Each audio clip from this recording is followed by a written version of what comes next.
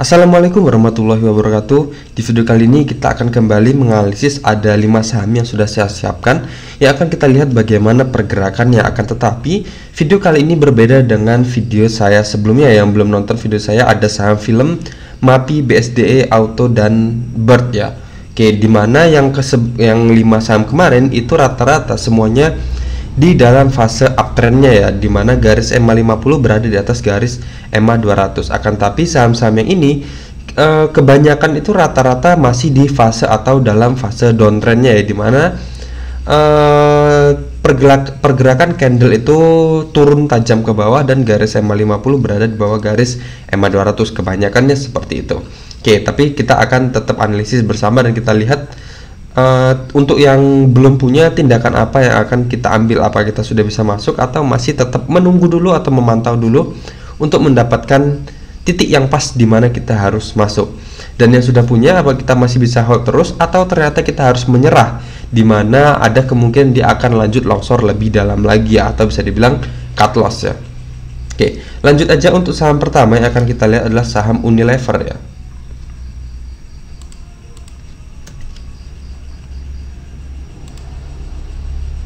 Oke, saham Unilever ini kalau kita lihat menggunakan time frame yang lebih besar, atau saya gunakan bulanan ya di sini ya. Oke, ini hari, minggu, dan bulan.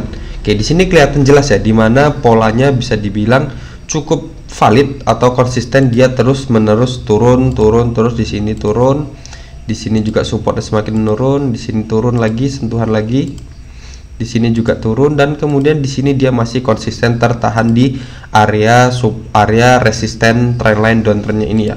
Oke, jadi di sini bisa kelihatan jelas struktur downtrendnya itu masih kuat ya. Oke, kita lihat dailynya atau dari hariannya seperti ini ya. Nah, kalau kita lihat di sini dari garis EMA 50-nya dan EMA 200-nya, EMA 50 berada di bawah garis EMA 200-nya, menandakan saham tersebut sedang downtrend. Dan kemudian di sini candle-candle juga berada di bawah garis EMA 50-nya yang warna hijau ini ya. Oke, di sini. Jadi untuk kalian yang masih punya saham Unilever ini ya, kalau mau keluar itu ada di tangan kalian masing-masing ya. Jadi kalau emang tujuan awal beli saham Unilever ini untuk ditabung atau untuk mendapatkan dividennya, ya monggo. Tapi kalau untuk trading kayaknya harusnya sudah keluar ya. Walaupun di sini bisa dilihat ya, dia pembagian dividennya cuman kecil ya, cuman Rp69. Walaupun dia rutin ya, di sini dia bagi dividen di bulan November 2022 dan kemudian di tanggal 6 Juli 2023 dia bagi dividen lagi, tapi cuman Rp71 aja. Nah, jadi kalau yang untuk trading ya, kalau minusnya masih sedikit harusnya sudah keluar dulu aja, dimana dia untuk saat ini sendiri untuk trennya sangat bisa dibilang cukup mengkhawatirkan ya, dimana dia sedang berada di fase downtrendnya. Dan untuk yang belum punya saham Unilever ini, saya sarankan untuk tunggu aja dia berhasil breakout dari resisten trendline downtrendnya ini ya di sini. Nah, dan kemudian kita tunggu dia berhasil lebih tinggi dari resisten terdekatnya ini. Sini.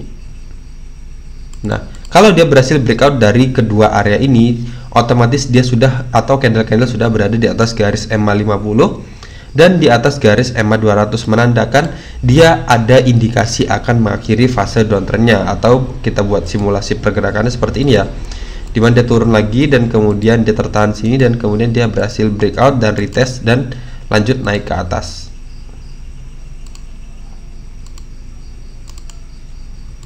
Nah, seperti ini ya pergerakan kemungkinan kalau dia berhasil nge-breakout dua area ini. Jadi disitulah titik yang cocok ketika kita ingin masuk ke saham Unilever ini. Dan untuk saat ini sendiri bisa dibilang untuk yang trading jangka panjang kurang baik, tapi kalau yang mau yang biasa day trade atau yang biasa scalping ya monggo dimanfaatkan. Cuman kalau untuk yang swing trade itu saya sarankan tunggu aja, kalau mau masuk tunggu aja dia berhasil breakout dari dua area ini, atau tunggu aja dia berada di atas area ini di harga berapa ini ya, di harga 4.640. Kalau dia sudah berada di atas area sini berarti ada kemungkinan dia akan mengakhiri fase downtrend dan memulai fase uptrendnya ya. Oke.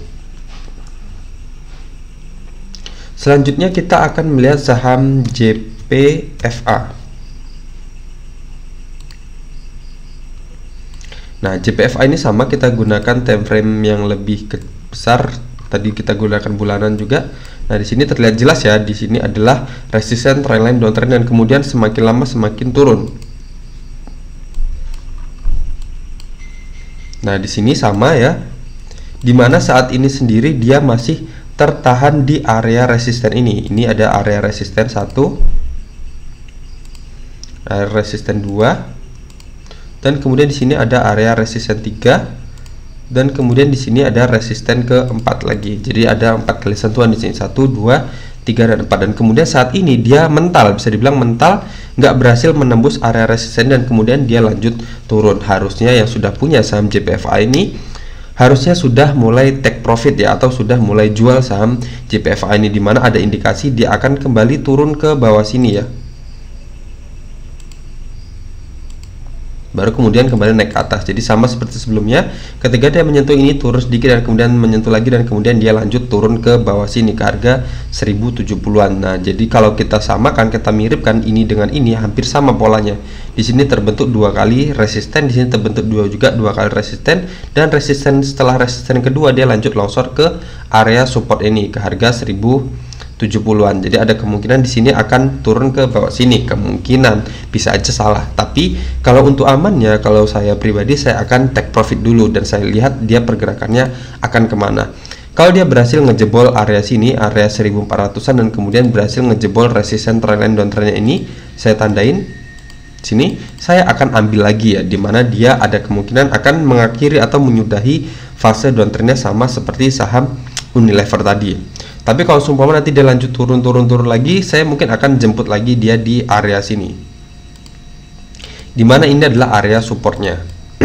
Oke, jadi seperti itu ya. Jadi yang sudah punya, ada baiknya kita mulai take profit dulu atau cicil sedikit demi sedikit dulu, amankan profit yang udah kita dapat, daripada dia kembali longsor ke harga dimana kita beli atau BEP ya. Dan untuk yang belum punya, jangan masuk sekarang, kita tunggu aja dia di area sini ya, di harga 1100-an atau 1070-an, dimana itu adalah area supportnya dari saham JPFA ini. Atau yang lebih menarik lagi, kita tunggu aja dia berhasil breakout dari area resisten ini, dari dari garis trendline downtrendnya ini, dan di atas area resisten ini di harga 1400-an, jadi di atas ini. Oke, itu lebih menarik lagi ya. Tapi kalau untuk saat ini jangan beli dimana dia sudah atau baru aja mental dari area resistennya. Di sini lihat ya, candlenya merah terus. Ketika dia menyentuh area resisten dan kemudian dia merah, dan kemarin ditutup minus 3,31% di hari Jumat kemarin. Selanjutnya kita akan melihat saham ESA.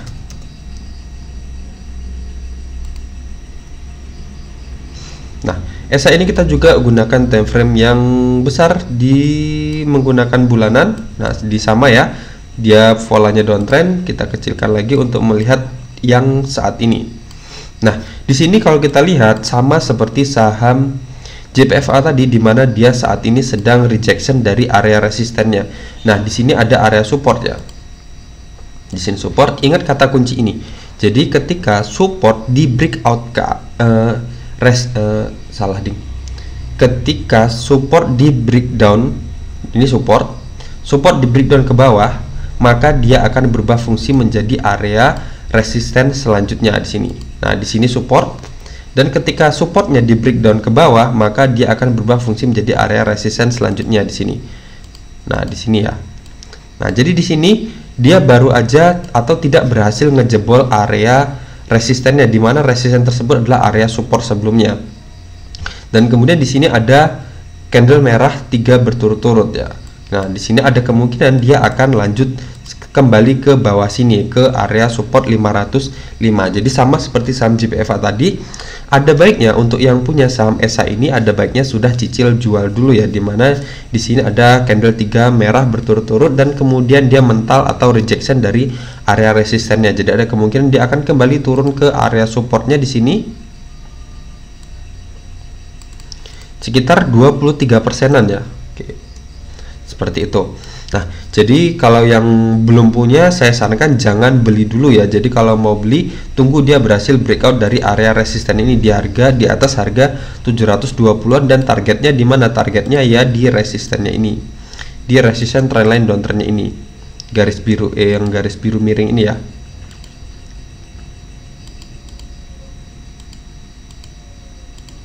Nah, di sini ya. Jadi tunggu dia, kita ambil ketika dia sudah berada di atas harga 720, dan target kita adalah di resisten trendline downtrendnya ini. Tapi untuk saat ini jangan ambil dulu ya, karena saat ini dia bisa dibilang dia sudah mental dari area resistennya, dan ada kemungkinan dia akan menuju area supportnya. Oke, seperti itu. Yang sudah punya tadi bisa dicicil jual dulu ya, karena bisa dibilang saham ini hampir sama dengan saham JPFA tadi, dimana dia sudah mental dari area resistennya. Tapi itu ada di tangan kalian masing-masing ya, boleh diikutin boleh enggak. Selanjutnya saham SCMA.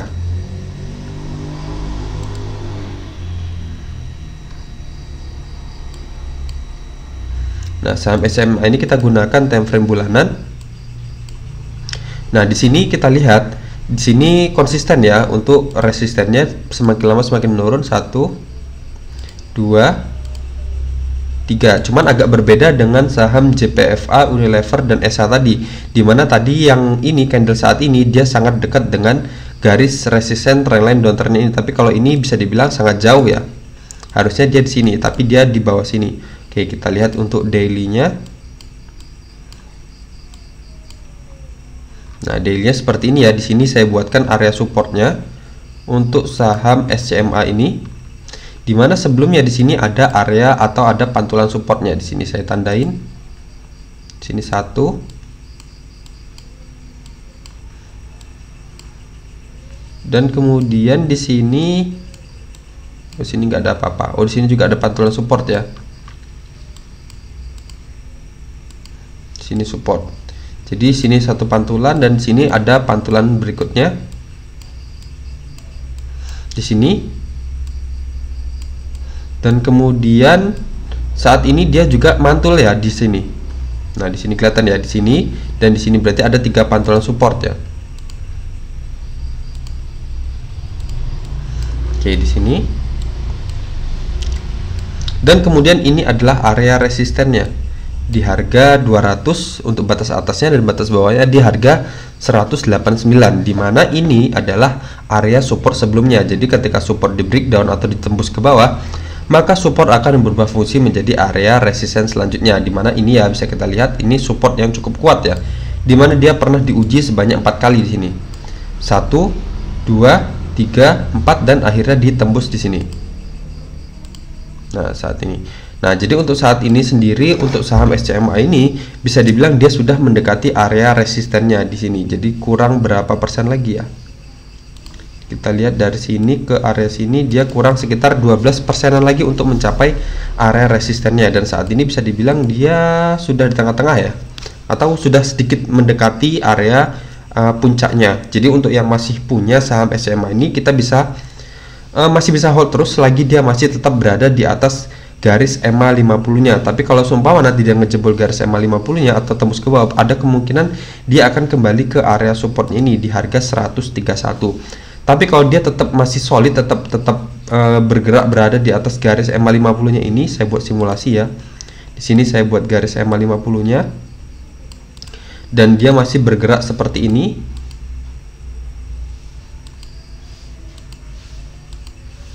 Nah, seperti ini bisa kita pertahankan terus ya. Jadi ada kemungkinan supportnya adalah garis EMA 50, dan kemudian dia akan menuju target resisten areanya ini. Jadi di harga 189 batas bawahnya, dan batas atasnya adalah di harga 200, yang mana resisten ini terbentuk dari support sebelumnya ya di sini. Tapi kalau semua nanti dia menembus ke bawah sini, menembus resisten, menembus garis EMA 50-nya ini, ada baiknya yang sudah punya atau yang sudah profit bisa dijual dulu ya. Ada kemungkinan dia akan kembali ke area supportnya ini di harga 130-an. Dan yang untuk belum punya saham SCMA ini, saya sarankan jangan masuk dulu ya, dimana kalau kita masuk sekarang kita akan bisa dibilang untuk risk rewardnya kurang menarik ya, dimana kalau kita seumpama dia turun dan kemudian kita harus cut loss, kita harus rela kehilangan sekitar 31% dari modal yang kita tanamkan di saham SCMA ini. Oke, seperti itu ya. Jadi kurang menarik kalau untuk masuk sekarang. Jadi kalau mau masuk itu tunggu ketika dia kembali ke area support ini di harga berapa ini? Di harga 131, tunggu di area sini. Atau kalau mau masuk kita tunggu dia berhasil breakout dari area yang di atas ini di harga 200. Jadi kalau mau masuk tunggu dia sampai ke harga 200 atau tunggu dia ketika kembali ke harga 131 baru kita mulai ambil saham SCMA ini. Untuk saat ini jangan ambil dulu untuk yang belum punya saham SCMA ini ya. Oke, cukup mungkin untuk saham SCMA. Selanjutnya ada saham MNCN. Nah, di sini juga sama downtrend ya. Kita akan buatkan garis trendline downtrendnya, resisten trendline downtrendnya di sini. Sini 1 2 3. Oke, di sini ada 3 kali dan kemudian di sini saya buatkan garis di harga 1225 di mana itu adalah resisten terdulunya. Jadi ketika resisten terdahulunya di sini di harga 1225 dan kemudian resistennya di breakout dan kemudian di sini menjadi area support ya. Oke, jadi area support di sini jadi support dan kemudian selanjutnya menjadi area resisten kembali di sini. Kelihatan ya? Kita pindah ke daily aja. Nah, untuk harga saat ini untuk harga saat ini dia bisa dibilang sedang tertahan di area resistennya ini ya, di area ini. Nah, ini adalah area support sebelumnya ya di sini. Di sini ada sentuhan 1, sentuhan kedua, dan sentuhan ketiga. Dan kemudian akhirnya ditembus di sini ya. Tembus di sini. Jadi seperti kalimat sakti tadi, ketika support ditembus ke bawah atau dijebol ke bawah, maka support akan berubah fungsi menjadi area resisten selanjutnya. Betul sekali. Nah, jadi di sini dia menjadi resisten ya. Di sini ada sentuhan pertama dan kemudian dilanjut turun dan kemudian ada sentuhan kedua dan kemudian dia lanjut turun. Akan tetapi di sini saya buatkan area supportnya. Area supportnya di sini ada trendline support trendline-nya, saya buat garis dari bawah sini saya hubungkan ke atas sini. Saya paskan di badannya aja ya. Nah, di sini. Jadi di sini kita bisa lihat semakin lama supportnya semakin tinggi ya. 1 2 3 4 dan kemudian di sini kemungkinan dia akan menyentuh di area sini ya, di support ini. Jadi saat ini akan menjadi support yang kelimanya, dimana sebelumnya 1 2 3 4 dan 5. Jadi ada kemungkinan dia nanti akan menyentuh area sini dan kemudian dia lanjut naik lagi seperti ini ya. Oke, jadi kesimpulannya apa untuk yang sudah punya saham MNCN ini? Apakah kita harus hold terus atau keluar? Kalau dari apa ya, dari penampakannya, dari kondisi saat ini, selagi dia belum menembus support trendline nya ini di harga untuk saat ini mungkin di harga 640 ya. Nanti bisa kalian gambar sendiri di trading view kalian. Jadi di sini saya besarkan ya. Dihubungkan antara titik-titik ini 1 2 3 4 5 dan tarik ke sana. Dan nanti kan ini kan semakin lama semakin naik nih supportnya.